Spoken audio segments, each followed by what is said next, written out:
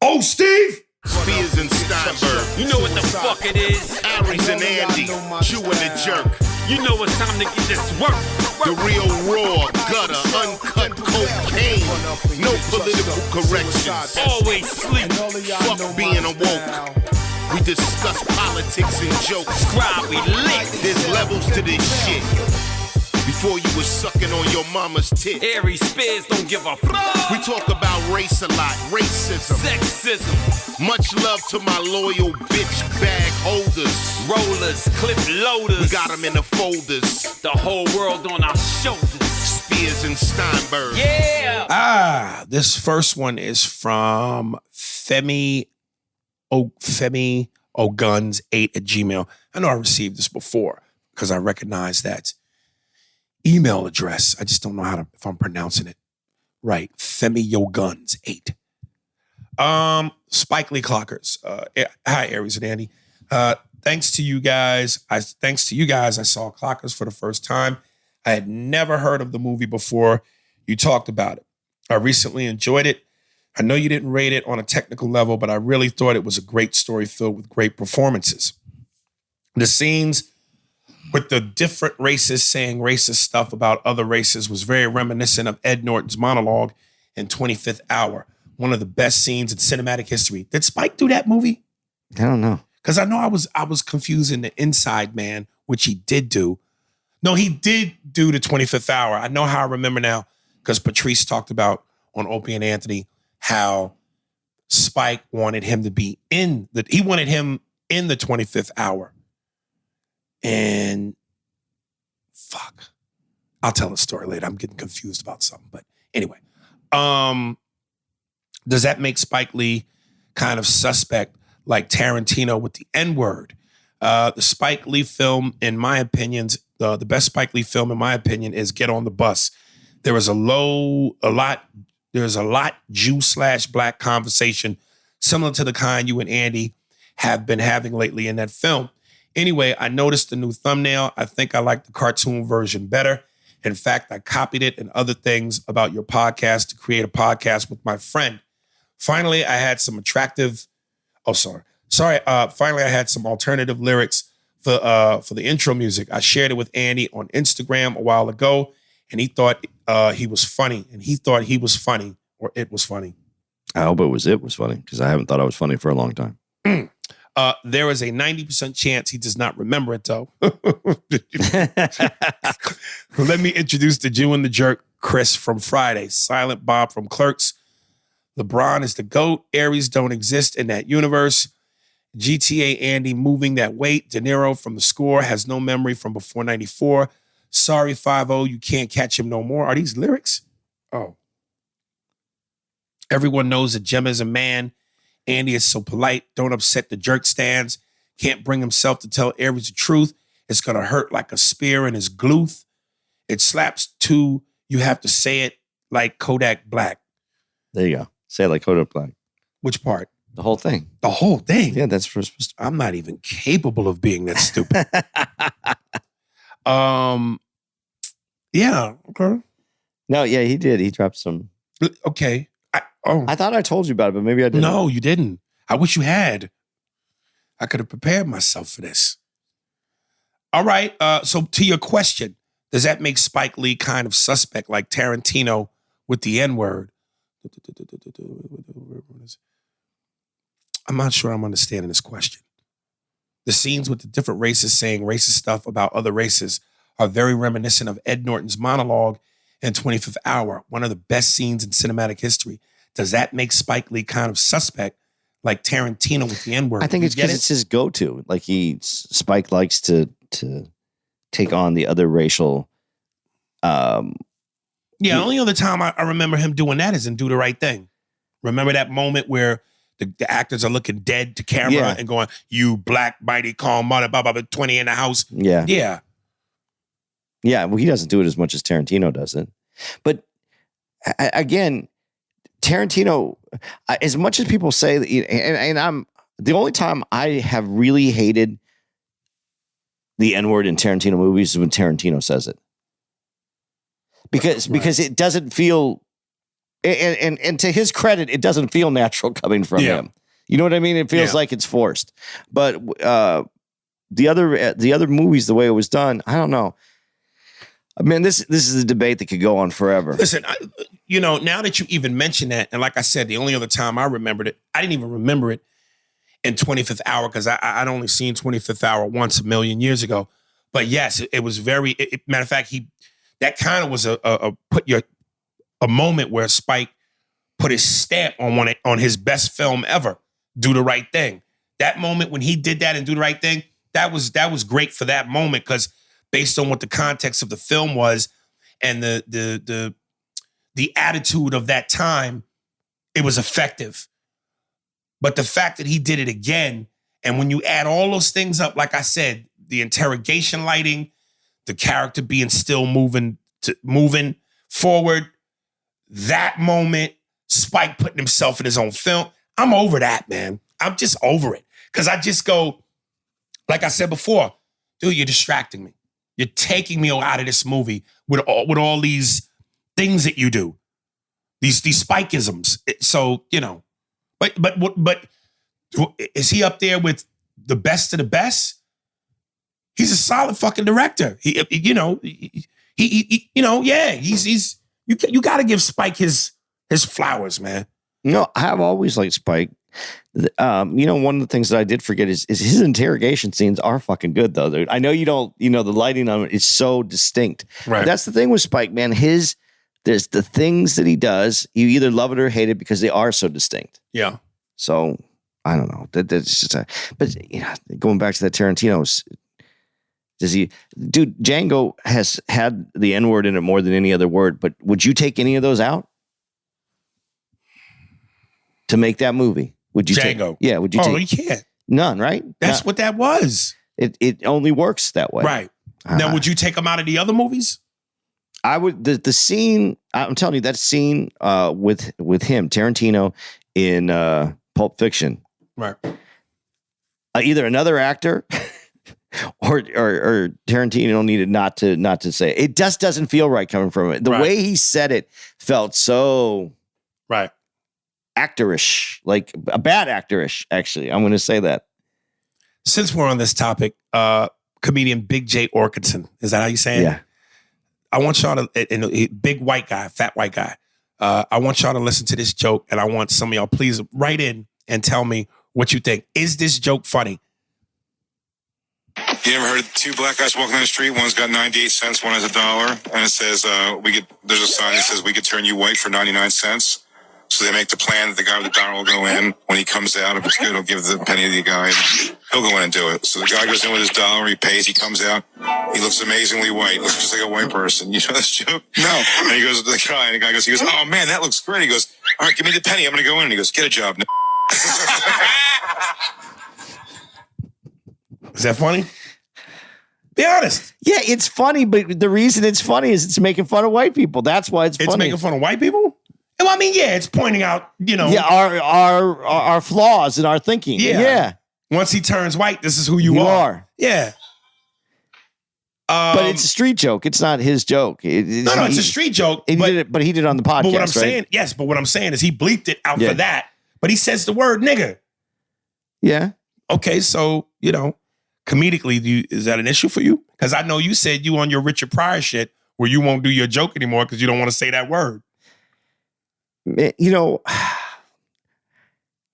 remember, Artie says it. Yeah, no, I go back and forth. Here's the thing: I'm not. What's in boxing? What's the top bill? What's that called? The heavyweight. I'm the undercard, and I don't want. This tomorrow. You're a major star. You're headlining. You're fucking Carnegie Hall, Madison Square Garden. The lines around the block to see Andy Steinberg, and it's on me. On you. I might do the joke again. Okay. The thing is, when it's on me, like they came to see you, and I like the joke. I think the joke's well written. Probably one of the best things I ever wrote. It's not. There's no one's getting called it. The only one who's called it is me. I get called it, and it's from a story that took place in my life, and I'm able to. I think I'm able to communicate that. But in the case that it doesn't communicate to the audience, I hate that someone paid X amount of dollars to see Aries Spears, and I fucked up their night. That's an assumption. I've seen it happen a couple times. And I think right now you're gonna let one bad apple spoil the bunch? Because on the other hand, I've also had these experiences where, and I told you the reason I like the joke so much, and the most beautiful moment I ever had with that joke is when we were in Denver, and this is early when we were on the road. This is years ago. We're in Denver. I do the joke. And this black woman who she has this look, she's dressed very much in more like African colors. I could tell she's a proud black woman. She calls me over and I go, fuck, man. I could just tell, I'm going to have to defend this. And then I'm going to have to explain it. I'm going to have to be, and in my head, I'm going through all the thoughts. And she looks at me and she just goes, man, I just want to tell you something. I thought, here it comes. She goes, never in my whole life thought I would ever hear a white man use that word in my presence and laugh so hard.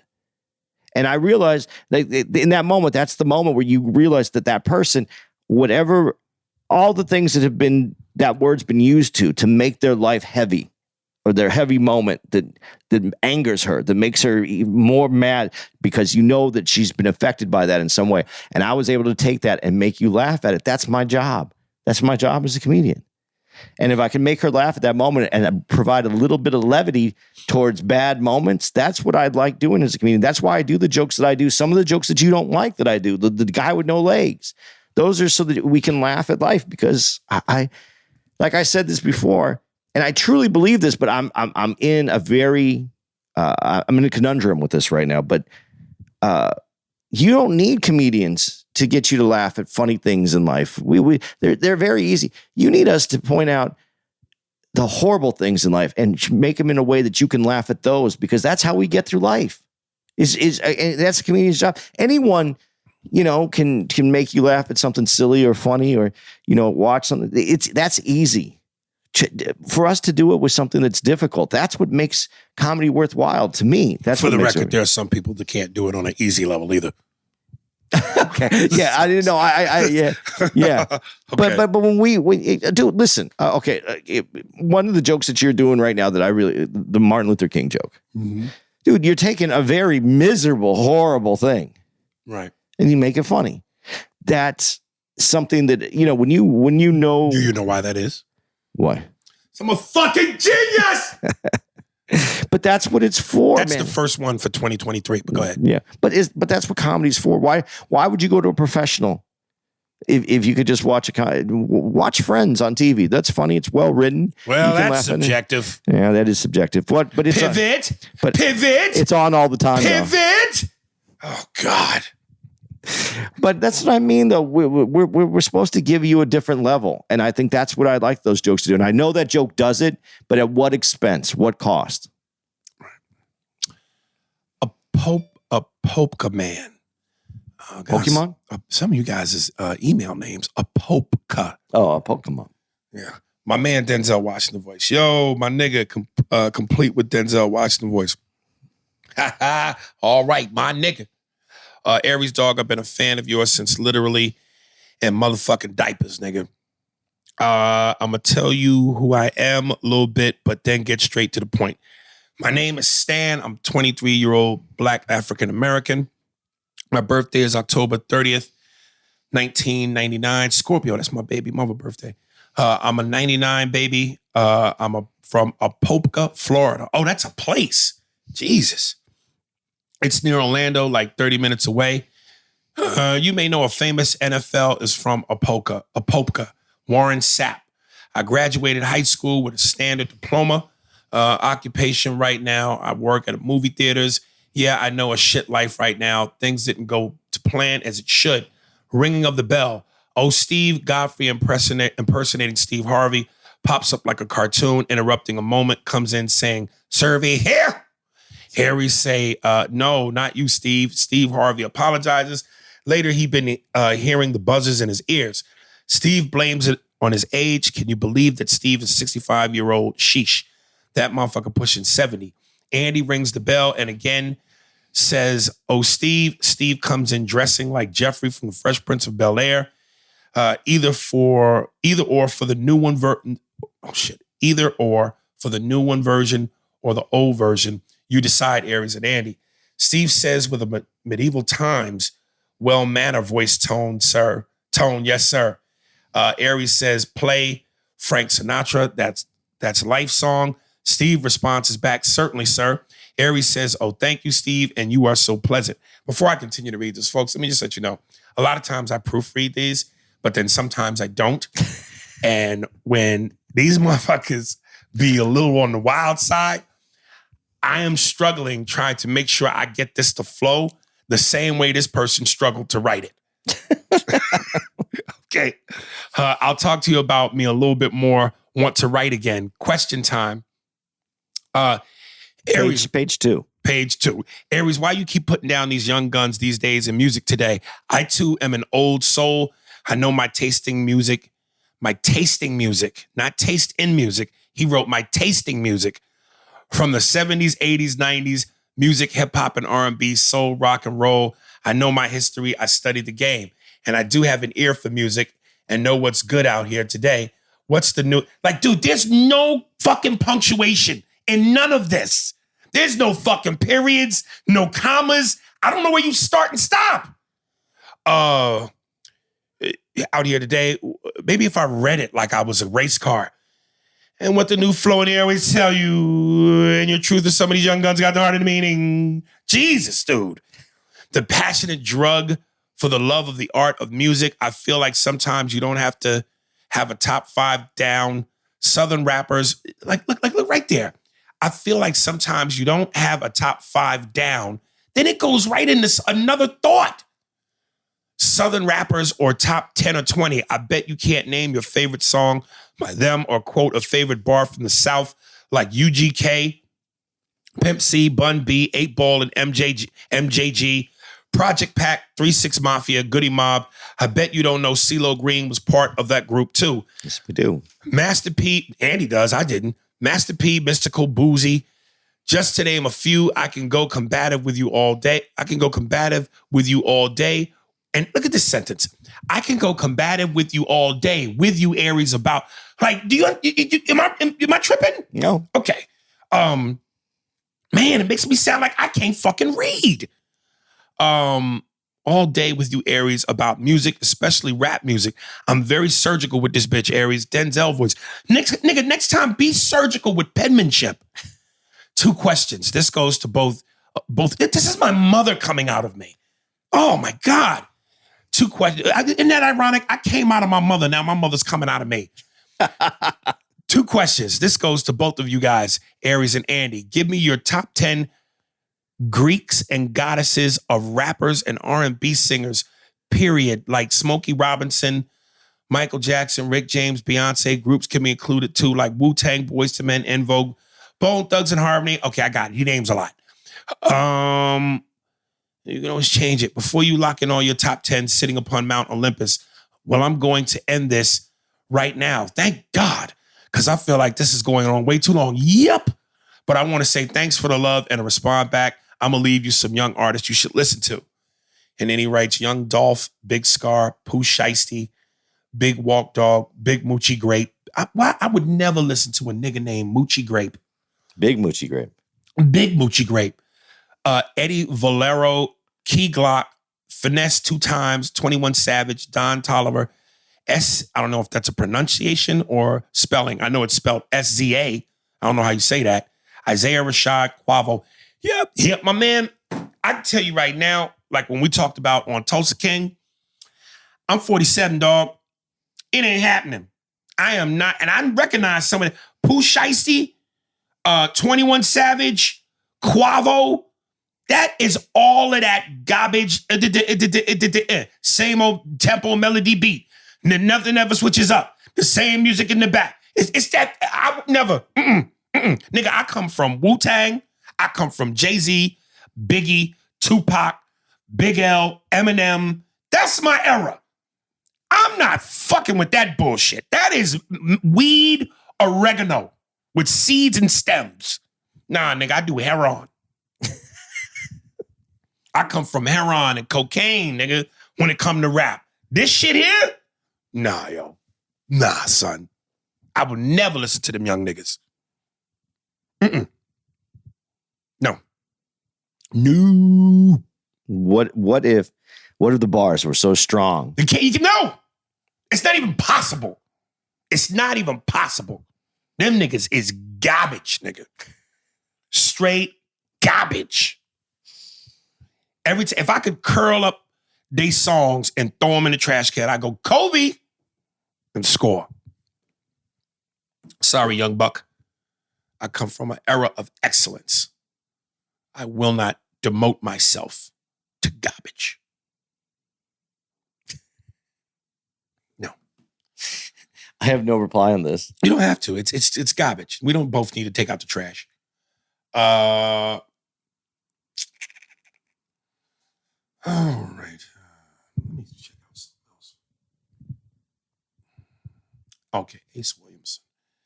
Ace Williamson on the topic of clockers. What up, A&A? It's been a while since I wrote in, but as far as clockers goes, I'm glad you guys finally watched it. But a few things. Period. He puts a period. I know not to cross the street, nigga. This is an intersection. The fucking light just turned red. The other car's gotta go. That last email, it was like, ew, oh my God. Nigga, I flew 50 feet in the air getting hit by a truck. That opening scene with all the deaths being seen, comma. What caught me off guard that I found interesting was I heard that Spike asked for permission to use those photos, and they were actual people that passed away due to gun violence. It set the tone of the movie for me because I think Spike, in his spikeness, I know that's not a word, LOL, was trying to deliver a message about the gun violence, drugs, poverty, and the Black community and what it can do to us. I also noticed you guys didn't touch on the sick, sadistic character, Earl, Delroy Lindo's sidekick, that was his hitman, Crackhead. He played the hell out of that role, and he just gave creepy vibes every time he came on screen. The whole cast did their thing. Mackay, Delroy, even Sticky Fingers, when he was clowning Mackay about playing with them damn trains. And that's why I would rate the movie. That's why I would rate the movie so underrated. It's not in the category of Juice, Boys in the Hood, or Menace to Society, but I do hold it next to a film like Above the Rim. I don't want to make this too long because then my emails don't get read. LOL, God bless. No, your emails will get read because you had punctuation. He does bring up a really good point, though. We did not. We didn't. And that it was a great character. And, yes.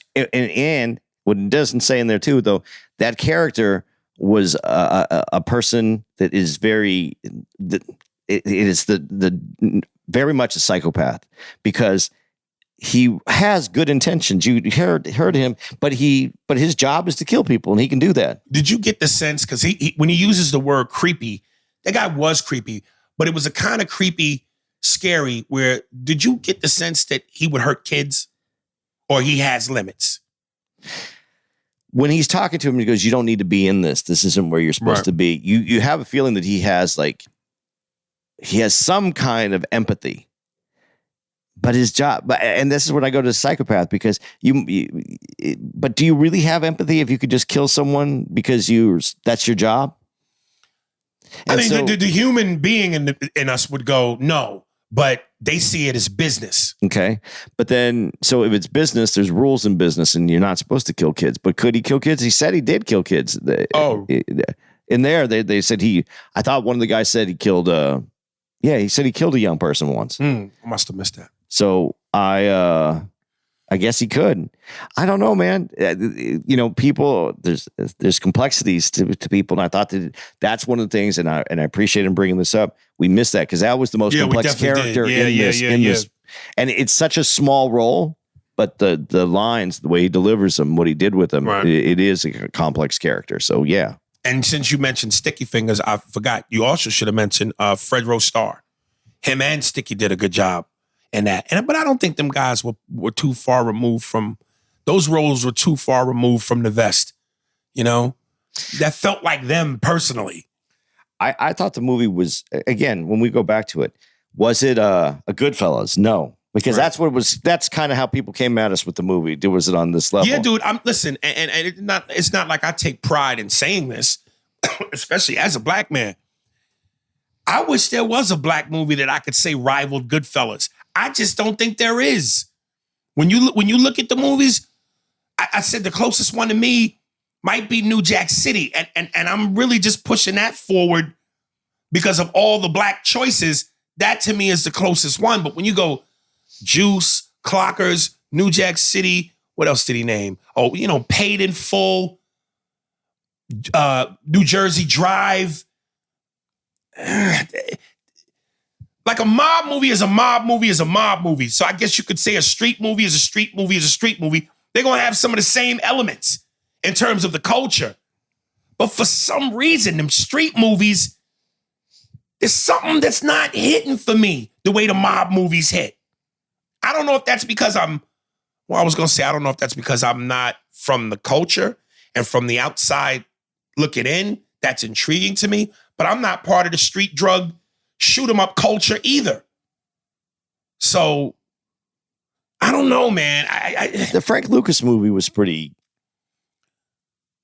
American Gangster. Yeah. Yeah. But I don't think it was developed. The thing that was great about Goodfellas is you developed each one of those characters. Right. So well. Like you knew each one of those guys. And that movie was a lot broader, American Gangster, where if they would have brought it just to the guys, maybe there would have been a different kind of feel there. But very few movies are given that much time to develop the character. Well, I mean, even when you look at performance, Pesci, boom. De Niro, boom. Paul Sorvino, boom. I'm going to say Dr. Melfi, but the lady that plays Dr. Melfi in The Sopranos, but was Karen, Ray Liotta's wife in the movie. Right. Boom. Ray Liotta. I mean, it's just, would American Gangster I go, Denzel. Russell Crowe, but really Denzel. Yeah, Josh Brolin was good, but nobody is hitting on all cylinders in American Gangster like got Goodfellas. But again, they don't develop the characters. Although, listen, the scene where when you know that only Pesci could become a made man because one's Irish and the other one's Irish and Italian. All right. You know, Ray Liotta's mix, De Niro's Irish, and then that only leaves Pesci who could become made. The fact that you even know that and how this is going to work and why it was so important and why they were excited that he was going to be made, that's like an undercurrent in the movie, but that's that's a character in there. I mean, movies don't get developed like that. That's a really close up of a gangster movie. That's what makes that movie amazing. But that's also why the dude Hill, Henry Hill. Henry Hill. That's what also there was they thought that guy was going to get taken out because of that movie though too, because he gave all the insides on it. Right. So and that's why I think American Gangster comes close, because it's at least an inside true story. But they didn't capture the characters. Listen, and I said this about American Gangster. That opening scene where the dude is him and his boss, played by Clarence Williams III, Bumpy Johnson, being played by Clarence Williams III, and they open the movie where I don't know if they're in a warehouse or some abandoned lot, but they set the guy on fire, and then Denzel pulls out the snub nose and pop, pop, pop, pop, and pops him while he's on fire. There's a look on Denzel's face. I love when Denzel gets, and to me, I wanted 5 times more of that. When Denzel gets gritty and mean and cutthroat and nasty with it, man, oh man, that's what I'll put him above De Niro, Pacino, all of them. But he doesn't do that often. And I thought American Gangster was going to be a lot of that. And really, other than that moment, and then when he blows Idris Elba's brains out for the money, that's it. We don't see him get violent anymore. No, but the scene where he delivers the line about Pepsi. Like Pepsi, that's a brand name. And they know that, even if they know me more than the chairman of General Mills. That line should be quoted more often in a gangster film. That is the true, like, someone protecting his product, making it so that it is that name brand on the street. That's a moment that's a very specific part that you really understand the character. I thought that when he said, I don't give a fuck what you put a chokehold on the motherfucker, just don't let me catch you. And then Cuba got mad and threw the glass and was like, catch me, infringe, insist. I don't like these words anymore than like, please, Nicky, you coming to my motherfucking establishment. And Denzel goes, my man. I thought he was going to take Nikki out. But then I'm going in real life, that didn't happen. But I would love to see Denzel just get raw with it. And the only other thing he's done in that vein is Training Day. But even in Training Day, like, man, I'm telling you, I know this is the Enforcer. The Enforcer? No, not the Enforcer. What's the one he does right now where he's killing everybody? Equalizer. But he's playing a good guy. Yeah. I know this is going to sound bad, but I really would love to see Denzel almost play a domestic abuse dude. The Larry Fishburne. The Larry character. Fishburne and What's Love. Because, man, I know he's so goddamn talented. I would love to see where he takes that. A guy so likable, but Denzel's so old, much older now. But maybe in his prime, man, a dude so likable and so appealing to women. To see him go that way and get dirty, man, that would have been interesting.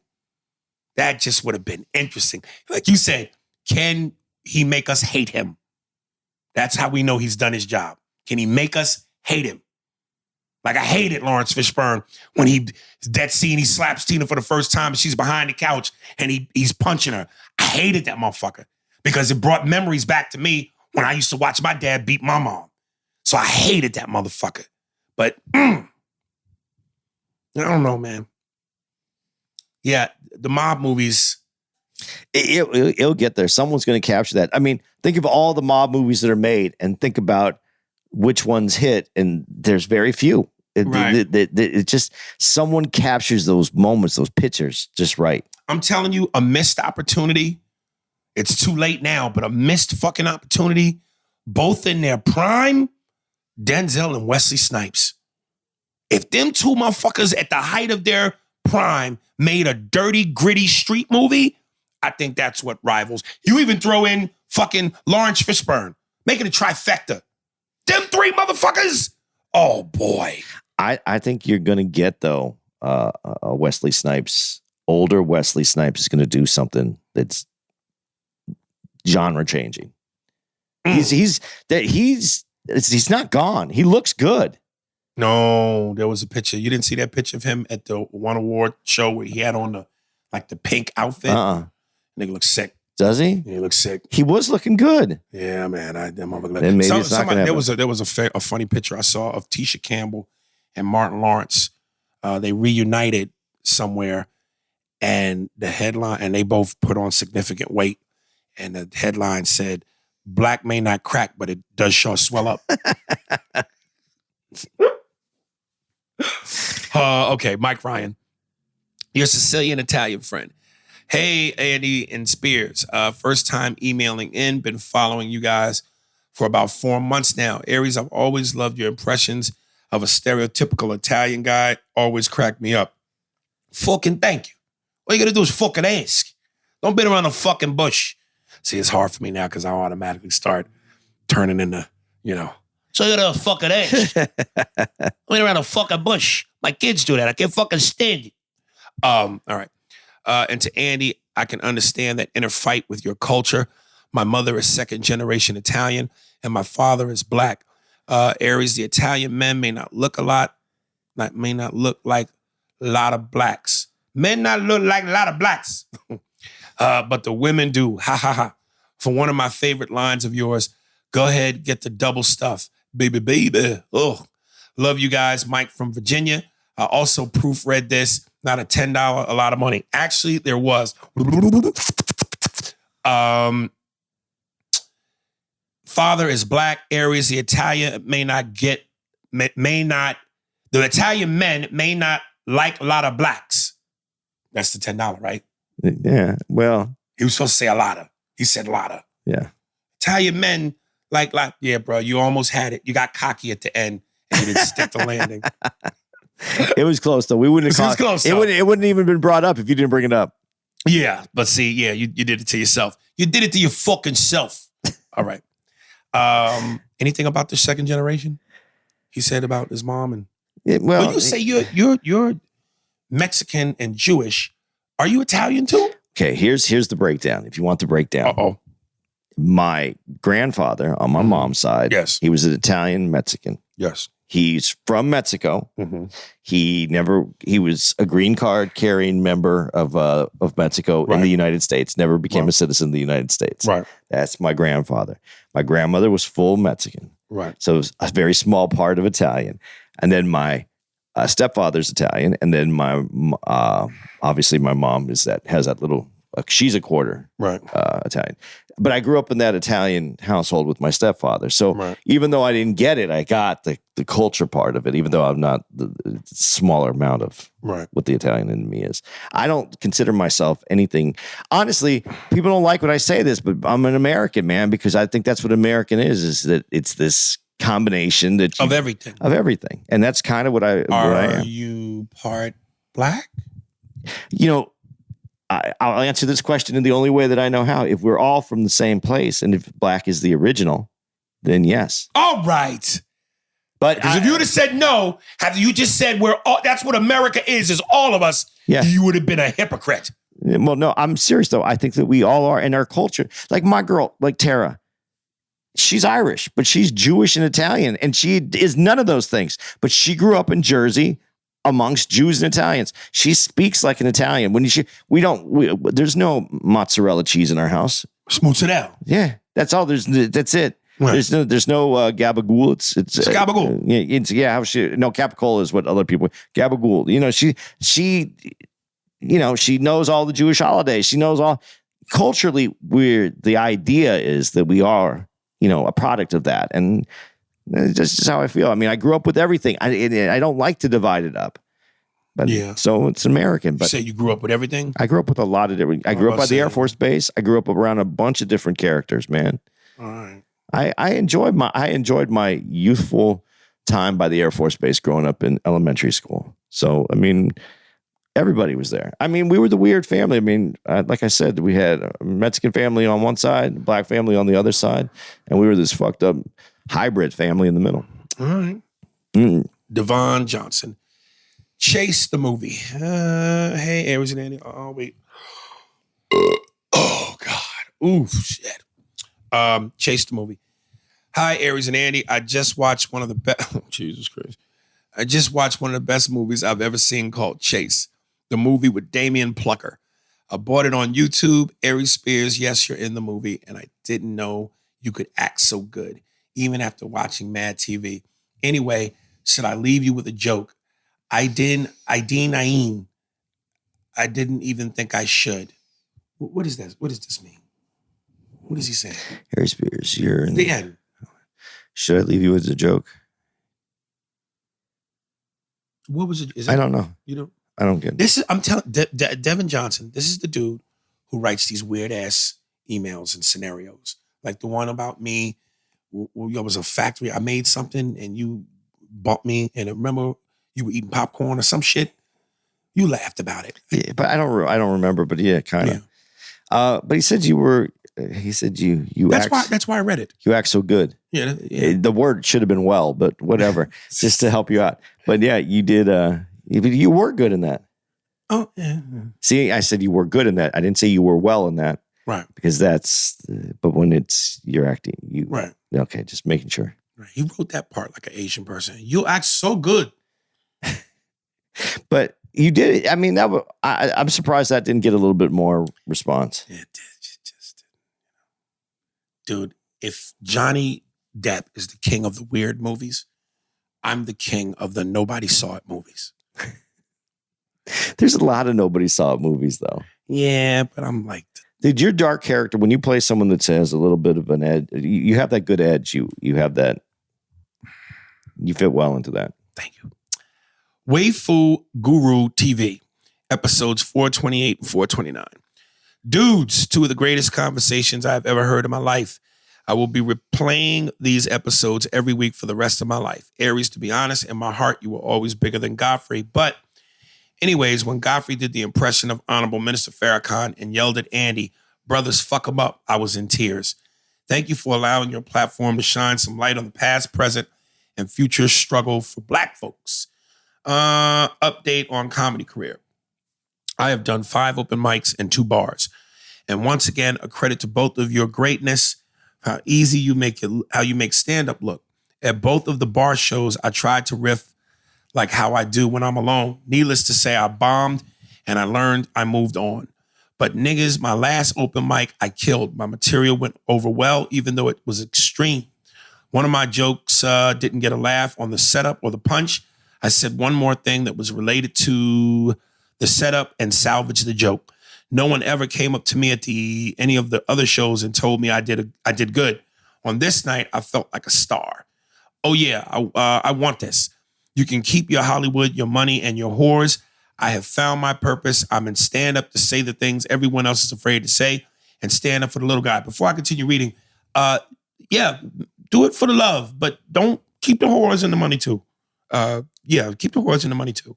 It comes with it. Also, by any chance, can you re-upload the RZA Islam app?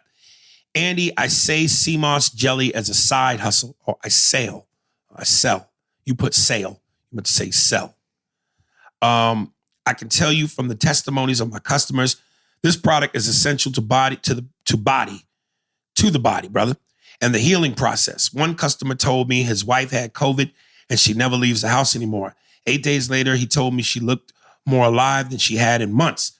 20 days later, he had to chase her through the apartment complex in his truck. I sail 30 days of servings. These jars last people 14 days at most. I sail. Why do you keep saying sail? It's sell, right? Yeah, but maybe he's like, secretly wants to be like a sailor? Yeah. Or maybe he, sail. Yeah, sail. Nah. Maybe he sail. I sell this for the immunity boosting properties. But all of the men buy it because it is a natural Viagra. So if you're wondering why they don't sell this everywhere, it's because it's a one-stop shop to heal any and all things physically and mentally. Aries CMOS would help with your diabetes. Well, I think you have diabetes. I hope I'm not confusing you, Patrice O'Neill. Rest in paradise. Thank you guys for the free content. Much love from Token. P.S. Andy, I sent you a red, white, and green yarmulke with an eagle eating a serpent on it. Did he send you that? I haven't got it. Where is it? Where'd you send it? Yeah. I just want to say that CMOS sounds interesting, but here's what I want to say. You said thank you for all the free content. So why don't you send us a free jar so we can see if we want to buy that? I actually hit him and told him to send me a jar. Jar? Yeah, because I'm going to try it. Did he sell it to you, or is he sailing it? He sailed it to me. No, it's free, but he would sail it to me. He's sailing. Yeah, that's what I'm saying. He's going to sail. Yeah. Yeah, dude, I wish you the best of luck with doing comedy. Keep doing it. It's an up and down ride though. Don't get this and I hate when you, let me say this the right way. It's not that I hate that you were very excited about that night that you killed it. That is fantastic. But just know, and Aries and I even talk about this when we'll go to a place and we'll have an incredible show. And we did it last night here in St. Louis. We had an incredible early show Saturday night. And Aries and I just looked at each other afterwards and we both are like looking at each other like, you know what that means? Right. Because we live in a world where if you believe in God, I believe in God, but I believe God can be very, if you get too full, he can remind you, but he's also a little bit stingy. And so he can't give you all the happiness in one night. But he gave us a lot that night. God gave us a lot that night. Yeah, and the second show, much to our surprise, was dynamite too. Yeah, so I'm just telling you, but it does rotate like that. So just be aware of that. Enjoy the ride, because I'm going to tell you, if there is nothing that I would say to a comic that is serious about it and wants to do this, the first 5 years are probably, I'm not in Aries' situation because Aries blew up right away, but if you're ones doing open mics and going through all that, the first 5 years are fucking amazing, man. It's the pain, it's the struggle, it's meeting people for the very first time. It has really not a lot of business connected to it, and you do it for the love of the game of it, and that is amazing. And then once you start putting money and then your egos and people and the wrestling match that becomes part of the business, that part takes away from it. But that first 5 years, man, enjoy it. Suck it up. Look, be excited to meet the people that you've always wanted to meet, because I was fortunate enough to meet a few that have already passed. And so I'm glad that I at least had some small opportunity to be there. So take advantage of it. Enjoy it, man. But, and never turn down the money and the horse. Yeah. Ever. It's a bonus. It's a bonus package. Yeah, when sometimes when you have a bad set, the money and the horrors keep you motivated because they'll get you through the bad memories. And when you do have a great set like that, don't leave the area you're in. Absorb that after show glow. Walk around, see what can happen for you in that. What you area. talking about when you bomb? No, when you do well. Oh yeah, that's when the horrors come. That's man. that after show glow. Yeah, man. But it only survives in that business. The after show glow. It does, like if you leave that bar, right? You don't pick it back up at the other. Dude, bar. if you got the right kind of glow after the show, and you pull your dick out, it'll look like a rave stick. It'll light up the room. Looks like a lightsaber. You can hear it.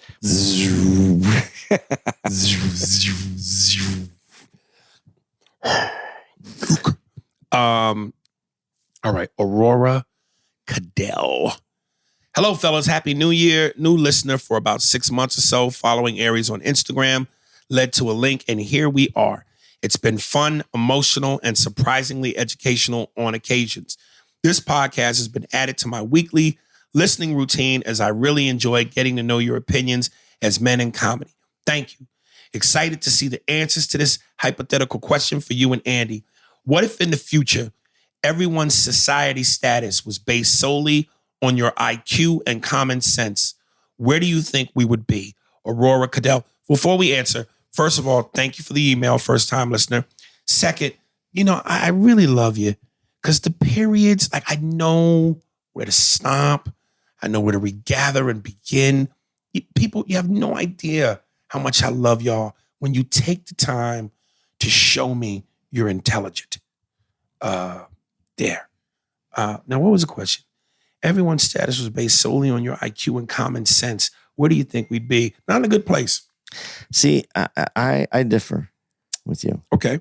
And when I say not in a good place, it used to be a little bit more like that. Our problem is that we've gotten too safe. There's too many helmets. There's too many padded playgrounds. There's too many phones. There's so much things to save people. It used to be that theory, survival of the fittest. Yes. We've put so much bubble wrap around us and so many safety features and the ability, like even the phone can get to, man, those people used to fall off the earth and there was smart people that were left. Now we're saving everybody. We got more dumb people to take care of than we ever had because we're saving too many people. Right. Sometimes we used to save people that couldn't save themselves. Let's make that clear.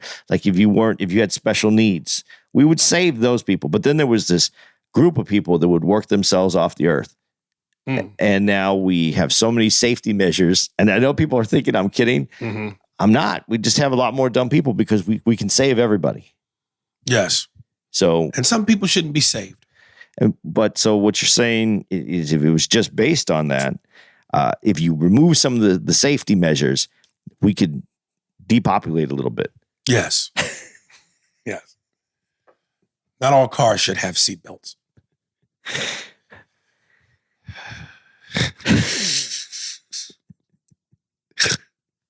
All right. Sheldon Marcotti. Dear Aries and Andy, I think your fans would love for you to discuss the movie Higher Learning. Like, break it down in depth. I feel it's a movie that the whole country needs to watch again. It's one of John Singleton's most slept-on projects. I've heard you bring up Michael Rappaport a couple times on the podcast. Also, you've always reminded me of Omar Epps a little bit. Really? Anyway, it would be fun to see you two discuss that movie in detail and give your opinion. Please do an episode on it. When you guys do episodes on race, it's like Wayne and Garth discussing rock and roll. You guys really know what to do. Keep up the great work on almost getting to 500 episodes from Shelley. I know you saw that movie, right? Yeah. I think that would be a good idea, but like an in-depth, really get into it. Yeah. Take a bunch of notes, do the details. Yes. Michael Rappaport, oh man, that performance as a skinhead, confused skinhead, is so powerful. That to me is one of his best roles. You know what freaks me out about that character? That dude we had a long time ago that said he was like a white power guy. Yeah. And he was that character. The one we did on the podcast? Yeah, because he was that character. He was confused. He wasn't exactly the character. He was confused. Like he got out of it, but he was actually Jewish and he was a white power. I'll take a confused skinhead over a for sure one any day. That's true. Because if I catch him on one of his confused days, I might get to live. I don't know if I feel like killing niggas today. And powerful performances. Omar Epps, of course, is great in that. I like Larry Fishburne, but I'm just going, when a motherfucker, are they telling you to do an accent or you're choosing to do that? Because he didn't have to do that. He didn't have to play I don't know if he was Haitian, Jamaican. He didn't have to do that. We'll send him in. I don't have any connection to him, but I'll send him. We'll figure out a way to send him something. Let's ask him the question. Right. I see you late for class, Mr. Jones. I just wonder what made him make that choice. And that was one of the movies where I actually didn't mind Ice Cube. I don't know why you have a thing with Ice Cube. He's Ice Cube in everything. There's no range or depth to Ice Cube. He does those because it's in those comedies. Even the serious ones. Boys in the Hood I like because, that was him, though. That was him. That's who he is. But he's Ice Cube in everything. The barbershop movies, the Higher Learning, even when he tried his hand at replacing Vin Diesel in the Triple X movie. His son's a good actor, though. His son's not bad. Yeah. We should do that. And the dude who played the leader of the Skinheads, he's in the movie The Breakup. He plays John, my man named the star, Vince Vaughn's brother, the horny brother. Okay. That dude is solid, man. I have to see it again. Why it would be good is because we haven't done a Singleton movie. Never. No, we haven't. No, and it would be good. Right. Yeah. Yeah. Certain black directors, I wonder where they went. Like, remember the Hughes brothers? He died, though. No, not him. we know where he went. Like the Hughes brothers. Remember the Hughes brothers? Menace to Society. Yeah. F. Gary Gray, who directed The Negotiator, and I believe Set It Off. The Hudlin brothers. Yeah, man. The Hudlins are still doing... Not really. They're doing something, but they're producing. Not together. But Hudlin's still... They're behind the scenes, though, producing. Yeah. A lot of people go in and producing. There's more money. LB Cool. What is wait? Oh shit! Dude, it's coming here at the end. Oh boy! You almost survived. Oh, dude, I'm gonna. This is just so people out there know. Aries is really working this program. I could have lived without seeing that, but he is working the program. I'm gonna get there, yo. I'm gonna get there. He's been really on his diet. And despite what some of you ladies think, under that stomach is a dick that gets wet a lot. So you shower? I get the pussy when I'm in the shower. All right. That'll be cool. What is weight now versus target goal? Also, that episode 1 of 2 of Godfrey, awesome segment. You guys were spot on with the impressions. Where do you see Jay Farrell on your list of impressions? Question, what is the best food places in St. Louis have you tried?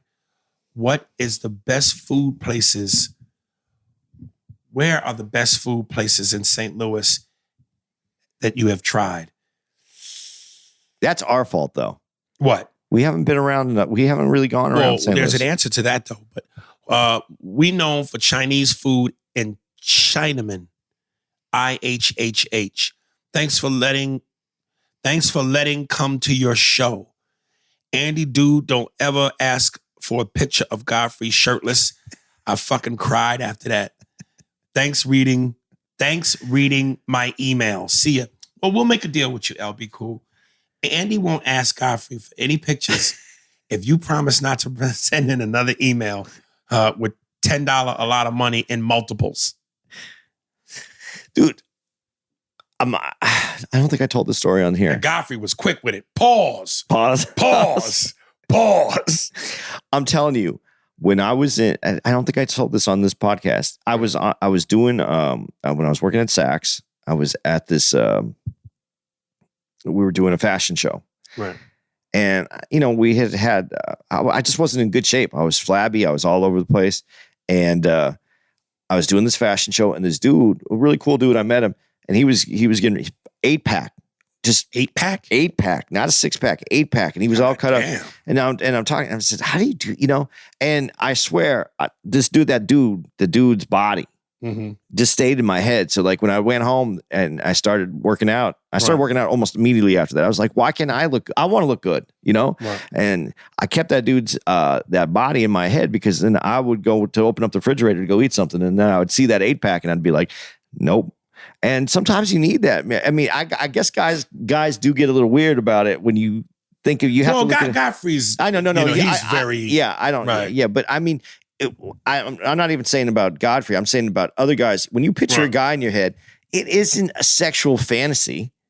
I mean, if you're straight, it isn't a sexual fantasy. It's an image that you go, just like if you wanted a Ferrari, I want some abs. That was what it was about. Dude, I listen, I am so goddamn secure in my masculinity and my manhood. That shit, none of that shit shakes me at all. And I get whether I pay for it or whether I don't pay for it. But like I said, all men pay for pussy. Listen, I get a lot of pussy, yo. So that shit don't bother me at all, man. No, but I just think it's funny because I think some dudes do, like, they're like, that's weird that you would want that.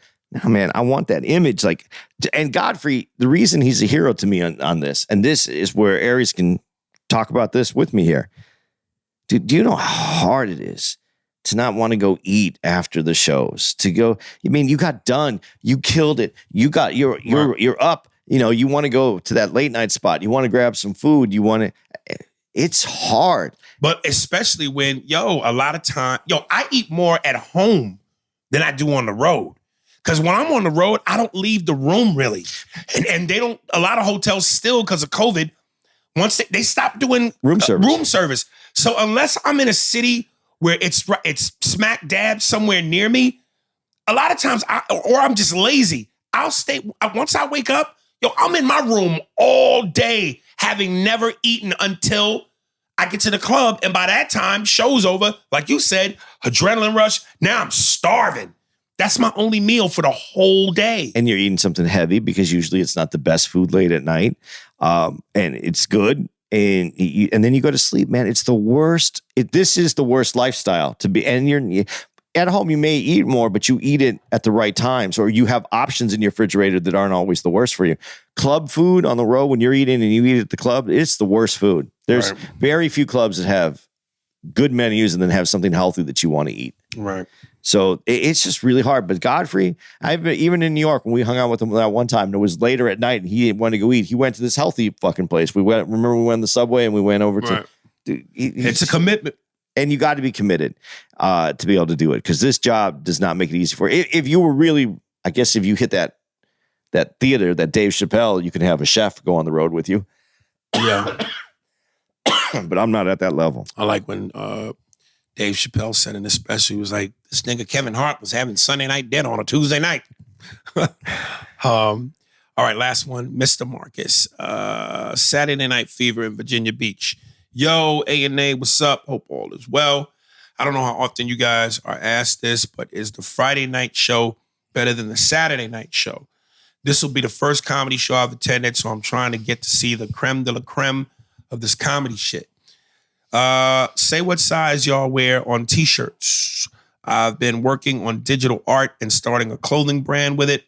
So with all that being said, I'd love to bring some t-shirts for y'all to wear while y'all do a podcast ep, or to get on your next flight with. Well, thanks again, and I've been looking forward to catching y'all in VA Beach. I look at my performance on stage like I look at fucking a woman. I'm going to give the same powerful 2-minute masterpiece, no matter who the front is. You know what I mean? It don't matter the show. I'm going to give you the business. You know what I mean? I can't say it statistically. Statistically speaking. You just did. I got it. I had to stop thinking. Statistically speaking, yes. Friday Night Late Show is the show that if it's going to go haywire, that's the show. Because people go to happy hour and then they come to the late show and they've been drinking, and that's the one that can get out of hand. But usually Saturday nights, you don't think Saturday nights are usually the better shows? I wouldn't say, it's hard to say. Nah, I can't predict because, sometimes when they come out and the first show tends to be more diverse. And I always feel like diverse shows are the most fun. And then, I've had some early shows where, there's been some rowdy motherfuckers in there. And then I've had some late shows that I expect to not be as good that are better. So Well, like last night, we didn't think that late show was going to be that show. And it was a great show. Now, there wasn't as many people, but the energy was still the same. Yeah.